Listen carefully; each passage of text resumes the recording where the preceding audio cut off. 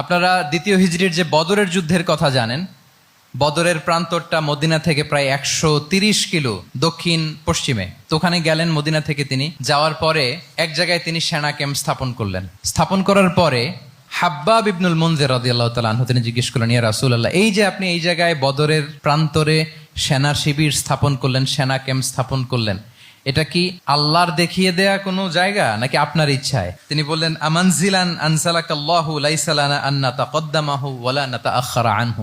এটা কি একেবারে ফিক্সড আল্লাহর পক্ষ থেকে ওহী যে এখানেই শিবির স্থাপন করতে হবে, নাকি আমহুয়া রায়ু ওয়াল হারবু ওয়াল মাকিদা, নাকি এটা যুদ্ধের কৌশল হিসেবে আপনি নিজ থেকে করেছেন?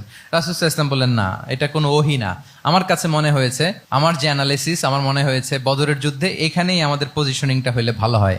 হাব্বাব ইবনে মুনজির রাদিয়াল্লাহু তাআলা আনহু বলেন, না, ইদান লাইসা হাযা বিমানসিল ইয়া রাসূলুল্লাহ, তাহলে এইখানে যদি আপনার নিজ থেকে আপনি এটা ডিসাইড করেন, আমি আপনার অনুমতিক্রমে বলতে চাই ইয়া রাসূলুল্লাহ, এটা সুন্দর জায়গা হয়নি। সুন্দর জায়গা হয়নি? তাহলে কোথায়? হাব্বাব বললেন, ওইখানে, ওই যে বদরের একটা কুয়া আছে, এখানে পানির সোর্স আছে।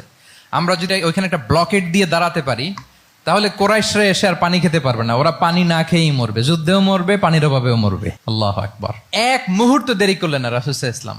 এই অপিনিয়ন পাওয়ার সাথে সাথেই বললেন, এই সেনা ক্যাম্প এখান থেকে উঠে হাব্বাব যেখানে বলেছে ওইখানে যে সেনা শিবির স্থাপন করো।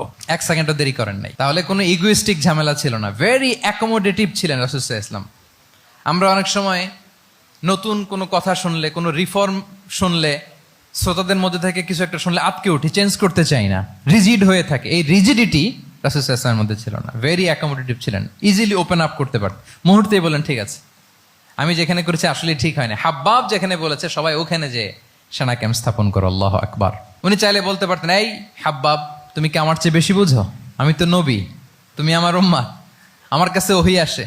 কোনো ধরনের আর্গুমেন্টে না যে সরাসরি রাসূল সাল্লাল্লাহু আলাইহি ওয়াসাল্লাম এটাকে মেনে নিলেন। আল্লাহু আকবার। তাহলে এই যে ইন্টারাকশন, দেখেন কত চমৎকার ইন্টারাকশন ছিল সাহাবীদের সাথে রাসূলুল্লাহ সাল্লাল্লাহু আলাইহি ওয়া আলিহি ওয়াসাল্লামের।